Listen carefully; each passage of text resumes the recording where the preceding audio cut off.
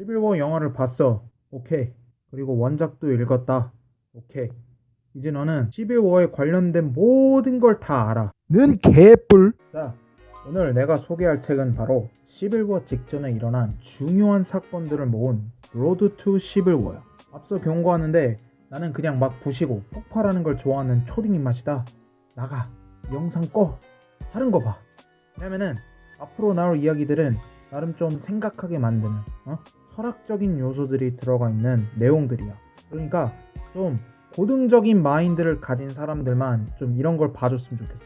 오케이? 안 나갔어? 오케이. 마블과 DC 코믹스 이 두 미국 만화 회사들은 그냥 말 그대로 하나의 세계관을 만화로 만들어냈어. 그래서 시빌워 같은 거대 이벤트가 일어나면은 단순히 메인 스토리만 그려서 파는 게 아니라 동시간대 아니면 사건 전후로 다른 캐릭터들의 관점에서 그리는 스토리들도 따로 판매를 해. 물론 본 이벤트도 리뷰를 할 거지만 일단 시빌워는 내가 가장 좋아하는 마블 이벤트야. 이 이벤트의 슬로건은 Which side are you on?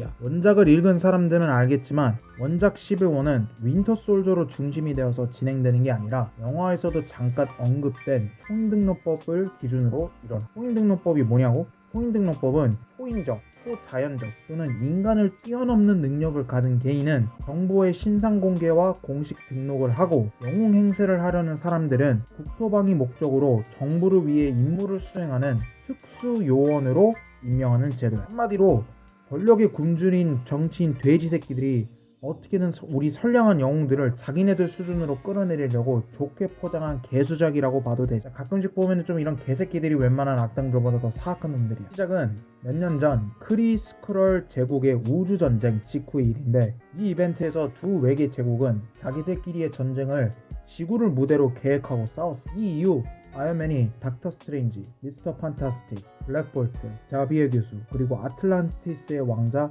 네이머를 와칸다에 불러서 비밀회의를 열. 아이언맨은 이 전쟁에서 자기가 배운 교훈은 바로 협력의 중요성이라고 해. 분명 이 자리에 모인 사람들은 전쟁의 징조에 대한 정보를 각자 가지고 있었는데도 불구하고 정보를 공유하지 않아서 사전에 전쟁에 대한 대비를 하지 못해 이 지랄이 됐다고 해. 뭔가 좋게 들릴지는 몰라도 모두 다 솔직히 이거에 대해서 찬성은 안 했어. 예를 들어서 닥터 스트레인지는 유엔을 예시로 유엔이 해낸 일보다 유엔을 유지시키는 비용이 더 많이 든다고 이렇게 한꺼번에 모이면 유지하는데 그리고 관리하는 데에만 에너지가 더 낭비될 거라고 해. 블랙팬서는 모두 다 한 자리에 합쳐지면은 뮤턴트들도 엮이게 되는데 그렇게 되면 안 그래도 이미지가 안 좋은 뮤턴트들이랑 엮이면은 나머지들도 같이 이미지가 안 좋아질 거라며 오히려 불화를 일으킬 거라고 해. 물론 자비의 교수한테 뮤턴트 디스하려고 하는 건 아니라고 말을 하지. 지상인들을 신뢰하지 못하는 네이머는 어벤져스에는 뮤턴트 테러리스트인 매그니토의 자식인 스칼렛 위치와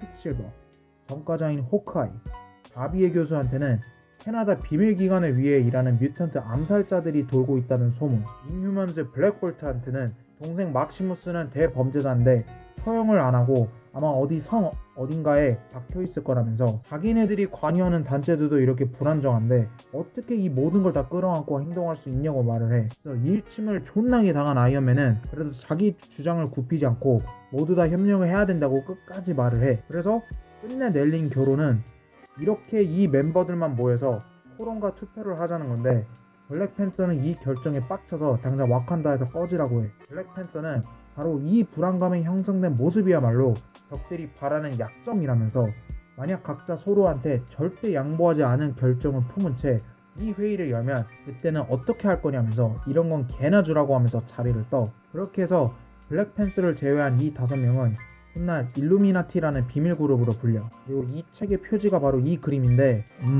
정말 섹시한 그림이야.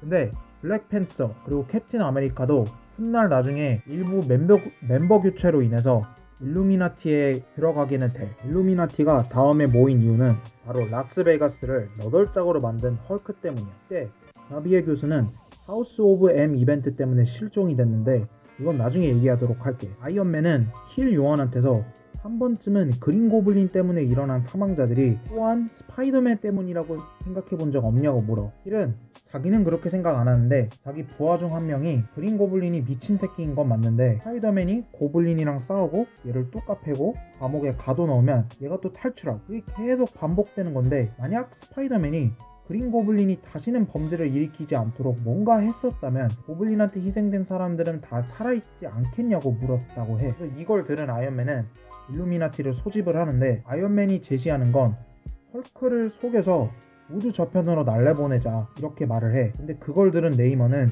의리도 없는 개새끼라고 하는데 미스터 판타스틱이랑 스트레인지는 각자 자기들 분야에서 헐크 변신에 대한 해결책을 찾으려고 최선을 다했다고 해. 하지만 의리와 명예가 먼저인 네이머는 그렇게 아이언맨이랑 디스전을 펼치다가 네이머가 먼저 빡쳐서 주먹을 휘두르는데 스트레인지가 둘을 말리고 네이머는 그냥 빡쳐서 떠나버려. 결국 이 나머지 멤버들은 헐크를 속여서 우주선에 태우게 만들고 헐크를 우주 저편으로 날려보내게 돼. 헐크는 그렇게 스카르 행성에 떨어지고 이게 나중에 플래닛 헐크 스토리로 이어지게 되는데 이게 또 영화 토르 라그나로크의 일부로 쓰여진 거고 이건 또 다른 이야기니까 기회가 되면 나중에 설명을 할게. 이후에 이 멤버들은 다시 만나는데 이번에는 초인 등록법 때문이야. 아이언맨은 현재 의회에서 이 법안이 한두 달 안에 통과될 거라고 하는데 사전에 미리 알려주고 해결책을 같이 찾아보려고 불렀다고 해. 아이언맨은 이 자리에 모인 사람들이 각자 대표자로서 이 법안에 미리 찬성을 하면은 일이 좋게 진행될 거라고 설득을 해. 근데 의심과 반대 의견들이 나오니까 아이언맨은 이 법안은 어차피 통과될 운명이고 언젠가 그 초인적인 힘을 가진 누군가가 특히 나이 어린애가 물론 좋은 의도로 무언가를 하려다가 큰 사고를 일으켜서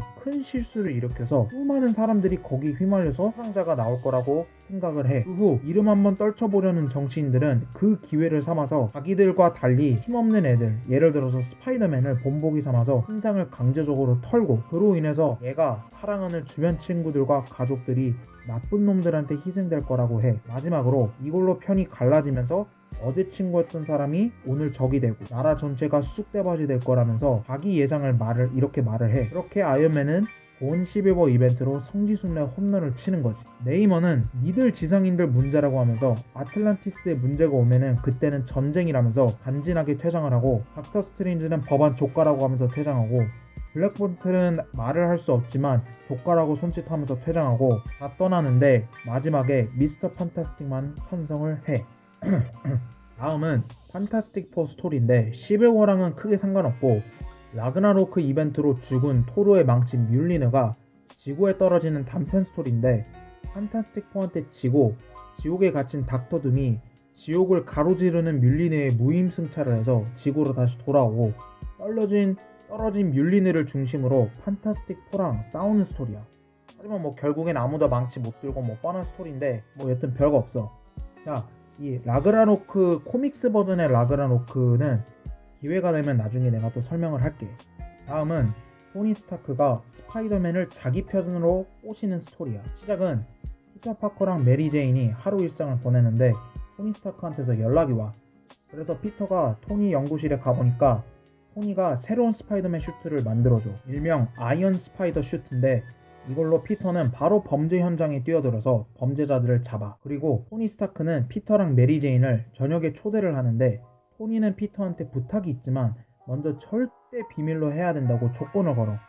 하지만 피터는 콜을 하고 토니는 바로 얘를 데리고 워싱턴으로 가자고 해. 워싱턴으로 간 토니는 피터랑 함께 의원들 앞에서 초인등록법에 대한 토론을 하러 가. 의원들은 법안을 어떻게든 최대한 빨리 통과시키려고 하는 입장이고 토니는 어떻게든 법안의 통과를 최대한 늦추려고 하는 입장이야. 여기서 정말 재밌어지는데 권력에 굶주린 의원들 이 돼지 새끼들은 토인이 첫 등장한 시기로 삼은 1946년부터 지금까지 60년 동안 슈퍼히어로들이 입힌 재산 피해가 약 2천억 달러라고 해. 이거에 대해 토니는 2006년만 미국 국방부가 쓴 재산은 4,190억 달러라고 해. 한편 슈퍼 영웅들이 전세계적 재난을 47번이나 막았고 10년 동안 이 정도의 업적을 남기고도 고작 2천억 달러면은 솔직히 니들이 병신 아니냐고 일침을 날려. 하지만 꼼수가 좋은 우리 의원님들은 착하게 슈퍼히어로들도 사람이니까 실수 아니냐고 물어서 다음 반박 준비를 해. 의사, 비행사 파일럿 그리고 택시기사도 정부에 등록을 해야 되는데 막대한 피해를 불러올 수 있는 초인들은 왜 등록을 안 하냐고 반박을 해. 토니가 그거에 대해서 반박을 못하니까 피터가 나서는데 피터는 만약 영웅들의 신상이 털리면은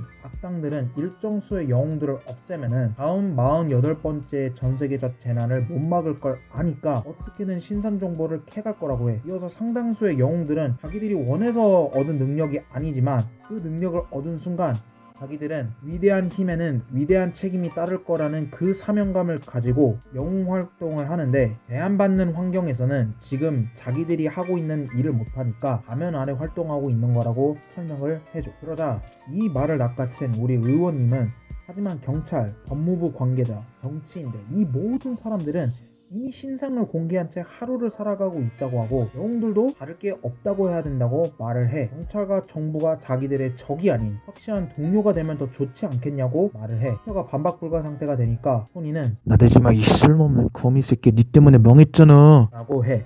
라고 그냥 말할 때를 잘 구별하라고 말을 해줘. 이렇게 휴정이 되는데 토니랑 피터가 호텔로 돌아가려고 하니까 티타늄맨이 나타나서 토니한테 기습 공격을 해. 피터는 바로 액션을 취하고 스파이더맨 슈트로 갈아입는데 티타늄맨이랑 스파이더맨의 싸움 중 티타늄맨은 흥미로운 말을 해줘. 얘가 토니 스타크를 노리는 이유는 지금 초인 등록법이 언론의 중심이 되고 있는 상황에서 스타크를 없애면은 영웅들을 위해 실드 쳐주는 사람이 없어지는 거라면서 조국을 위한 러시아를 위한 일이라고 스파이더맨한테 친절하게 설명을 해줘. 그러다가 스파이더맨한테 진 티타늄맨은 도망을 쳐. 다음날 의원들과 다시 만난 토니는 아이언 스파이더맨 슈트 눈에 장착된 카메라를 통해서 녹음된 내가 그 좀 전에 말한 티타늄이 말했던 그 흥미로운 말 있지.